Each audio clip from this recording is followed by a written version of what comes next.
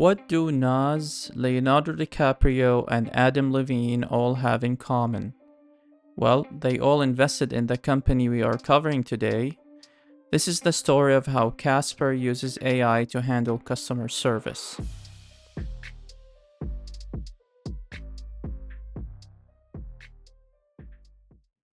Back in the day, it was the norm to go to a mattress store to buy a mattress, but that experience was stressful to many. Customers needed to be prepared for jaw dropping prices, pushy sales reps, and having to convince themselves that the $2,000 mattress they were lying on was actually unique and worth the price. But in 2014, this experience was starting to change. Casper was the first company in the United States to come up with a way to ship mattresses directly to customers' homes. Given the huge success they had in their early years, other players in the mattress industry quickly followed. So, to differentiate itself, Casper focused on delivering excellent customer service and unbelievably friendly terms. However, the challenges were not over. What were the challenges Casper faced with customer service? How did they use AI to overcome them? And what was the outcome of their initiative? These questions will be answered in today's episode of Sage Professionals. I'm your host, Mohammed, an AI solutions consultant who helps organizations overcome their challenges using AI technologies. Now, let's hear from my assistant, Victoria, who will introduce us to the challenge.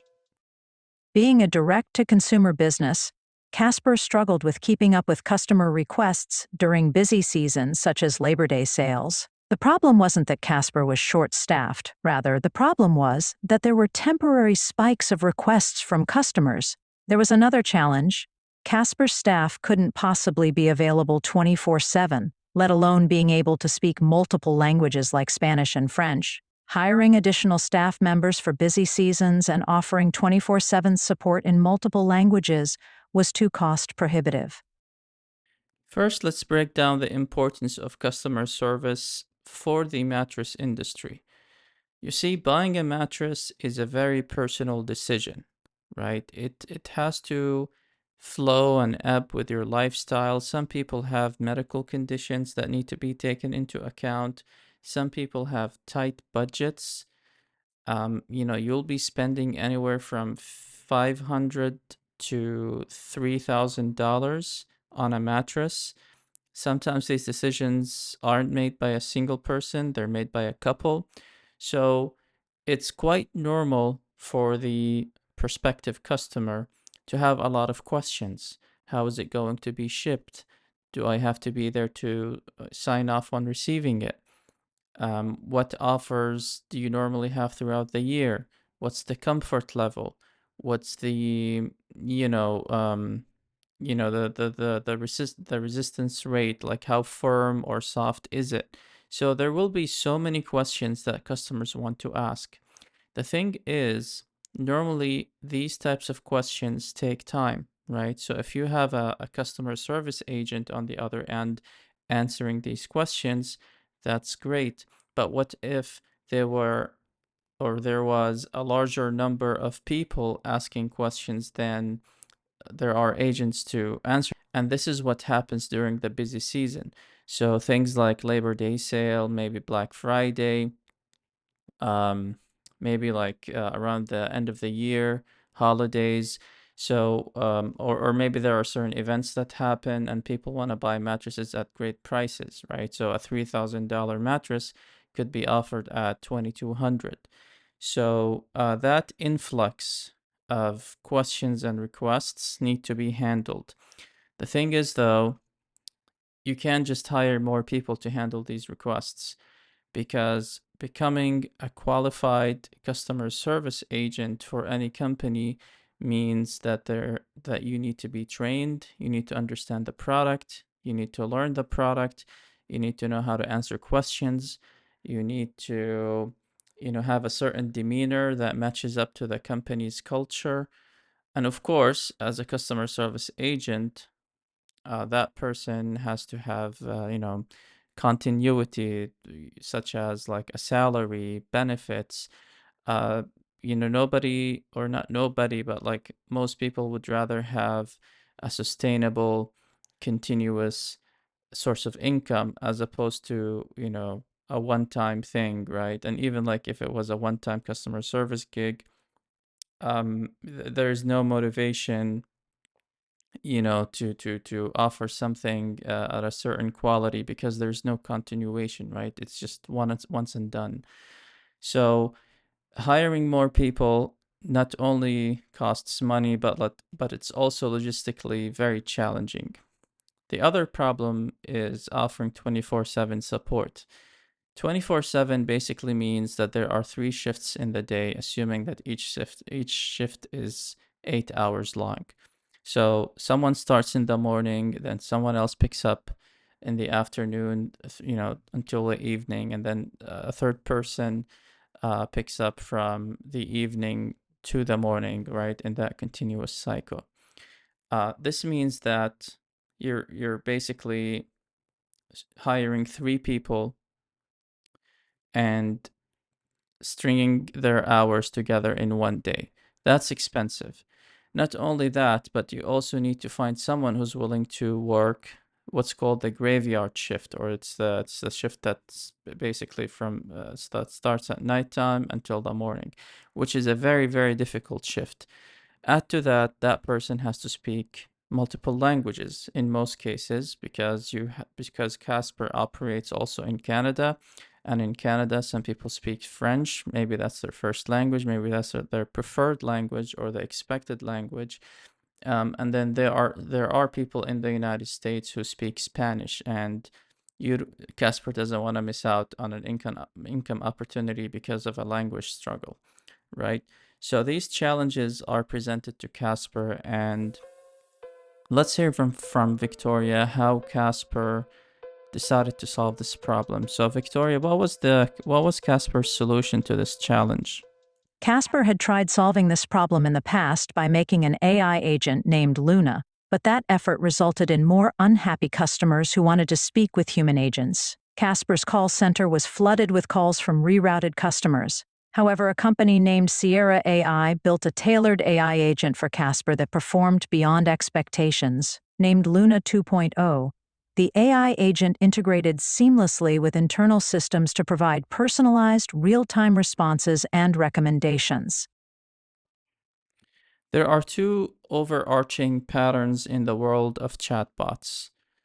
The first pattern is building a chatbot that answers questions.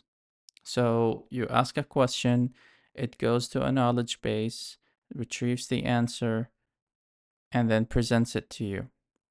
That's one pattern. And that pattern can also work in a scripted fashion. So instead of you typing in the question, it kind of makes you flow through a series of steps that um, you have some liberty in deciding how those steps actually work, but you're still like within a structured place that you have to follow, and you kind of you kind of like lean into areas in the product as opposed to like just openly asking a question, right? But the pattern is you're seeking information and the bot gives you that ability to retrieve the information. The other pattern is to take actions. Taking actions mean you're commanding the bot to do something and it does it for you. And these are very two different patterns. They require two different technological abilities. They operate very differently from a technical perspective. The reason why I started off with that is because when building a chatbot, the solution's complexity has to match up to the business challenge.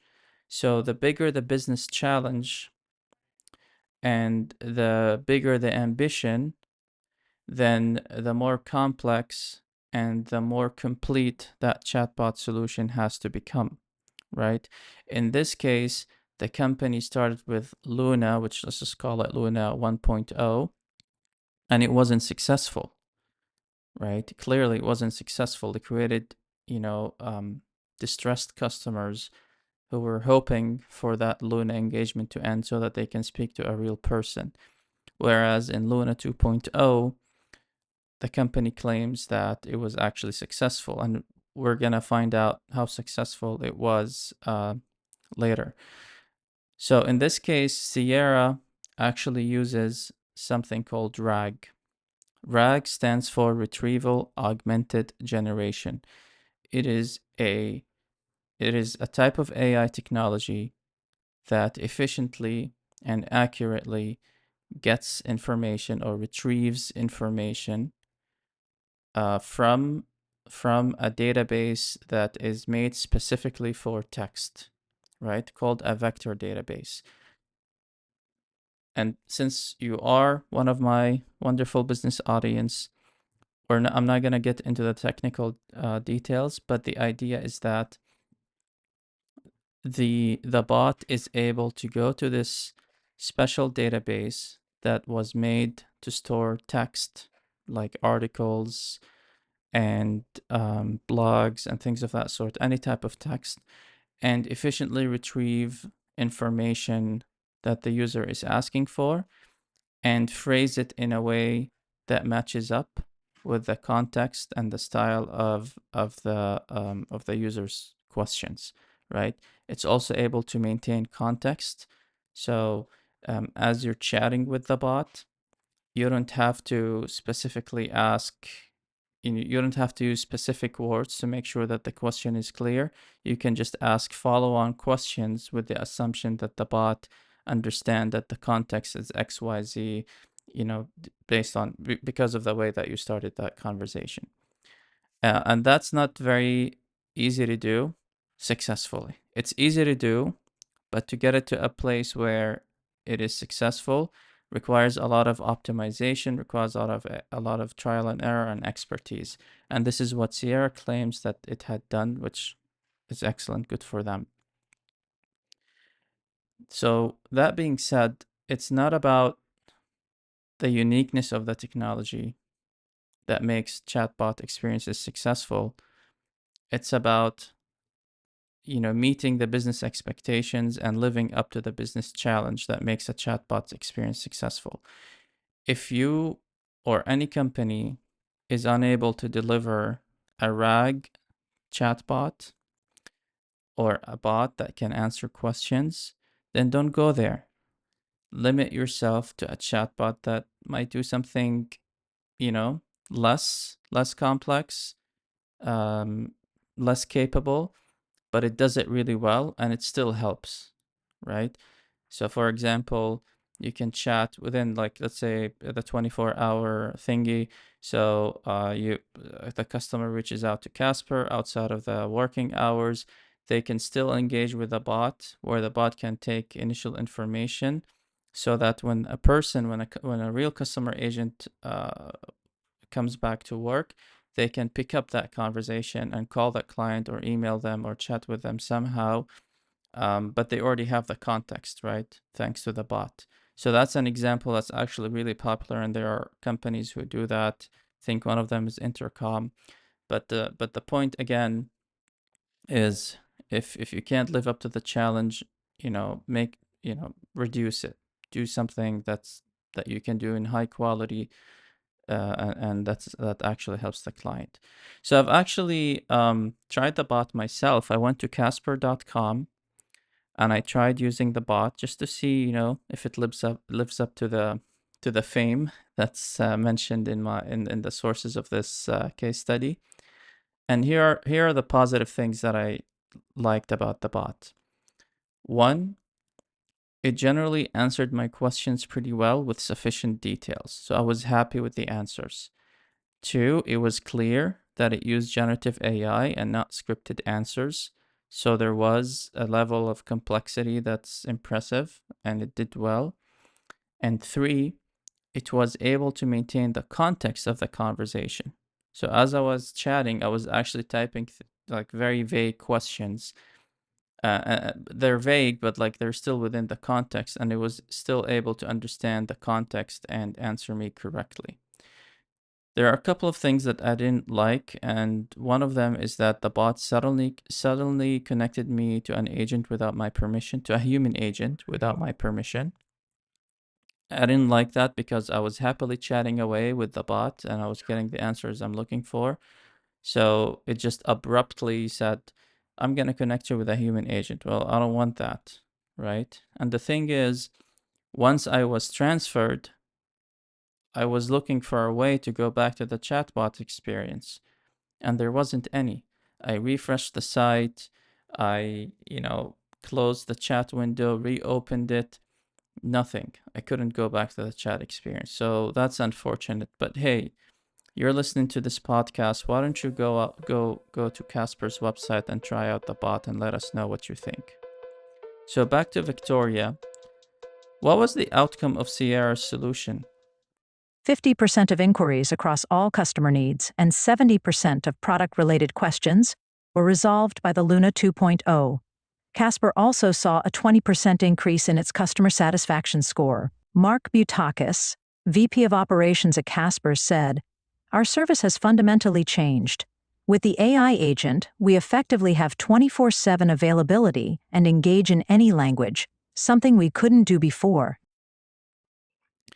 Normally, when things are measured, such as customer satisfaction score, the number or the percentage of inquiries that were resolved, ideally, we want to know what leadership at Casper was hoping to achieve before knowing what the achievements were, right? In this case, there was no information around what was achieved. What was the desired outcome, right? We only knew what was achieved, and those achievements are great. I mean, how many customer service reps does Casper have today? And what does the 50% in inquiries resolved across all customer needs translates into, right? So if they have 100, just to keep the math simple, if they had at the time 100 reps and each rep handles one case, then we introduce the bot can handle 50% of the cases, then you still have 100 reps, but now these 100 reps are handling 50% of the cases. So that's 50 cases, right? So now you have 100 reps with, you know, 50, like 50% more time or 50% more capacity to handle cases. I know this is like, does not reflect reality, but this is how the math would normally work out, right? So if Casper grows its footprint or gets more customers, they don't have to hire more reps. If there is a surge in demand or in customer inquiries, they don't have to, hire more reps or be in a very stressful situation because the chatbot is soaking up a lot of these requests. So overall, I think it's pretty impressive, but companies try to stay away from hard numbers, I guess, for competitive purposes. But it would be nice to know what was the desired outcome, how many service reps are there, and how much money saved does Sierra translate into, including the cost of the Sierra solution. So another question comes to mind or came up in my mind is, how do we define resolved? In my experience chatting with the bot on Casper's website, it kind of forced me to speak to a human agent. So does that count as resolved? Because in my opinion, no, it wasn't resolved. I was booted off the bot essentially. So it, it again, a question mark on the word resolved. But yeah, so normally resolved, though, when we say it's resolved, there is a point in the conversation when the bot asks, are you satisfied, or please rate, or thank you for chatting with us. And that's when you know that the conversation is resolved, right? Resolved can also mean a broader meaning and can be broken down into perhaps explicit resolution, or the customer left the chat, or maybe not resolved or unsuccessful or something like that. So that could also work.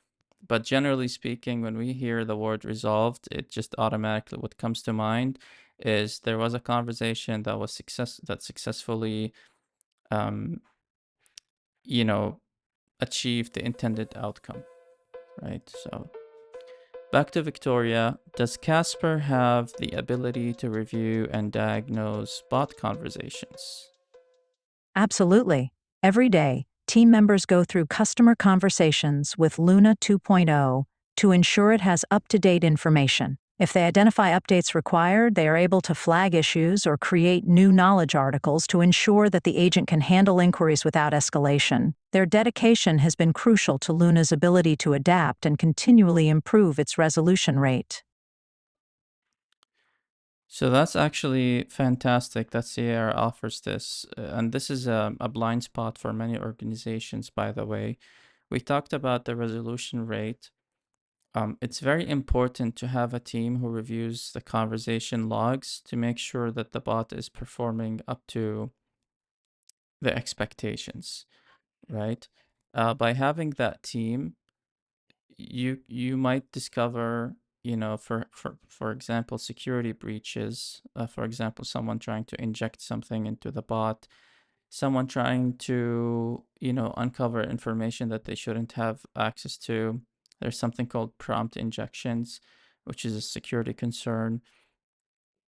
Um, Also, like sometimes customers might ask questions that the bot doesn't have answers to. We also want to see the bot's behavior if there was a question or some kind of entry that the customer made that took them to the wrong place or was answered incorrectly. And maybe in a situation where the question resulted in an action that shouldn't have been triggered, right? So all of these things need to be reviewed, and this is what's called a feedback loop. Again, it's a blind spot in bot development. Companies must have an administrative panel where they can where someone with the knowledge and experience can review answers and know if those answers are satisfactory or not, and create tickets, create issues for the responsible team members to update the knowledge base, or update the knowledge base with either like new knowledge such as articles or answers, or update the knowledge or update the whole the whole system so that it can answer more accurately, right? So that it can retrieve information more efficiently or more precisely, right? It's also, having this administrative panel is excellent for analytics purposes, right? So now you can easily know what type of products customers are asking for, what type of questions they normally ask for.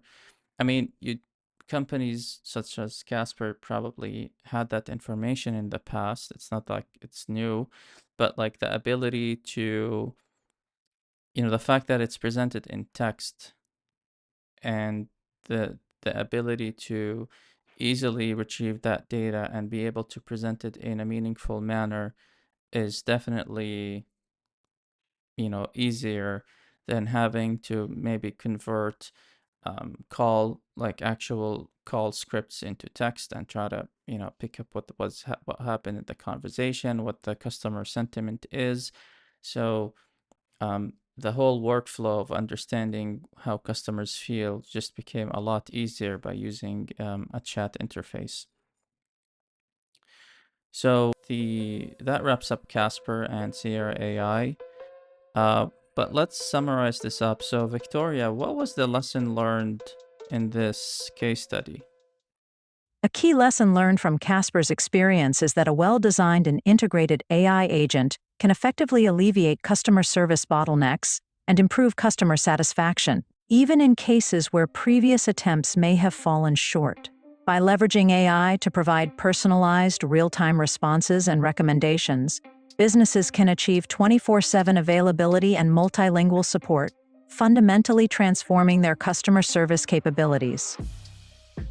Thank you, Victoria, and thank you, Sager, for tuning into another episode of Sage Professionals. Let me know what you thought of this episode in the comments.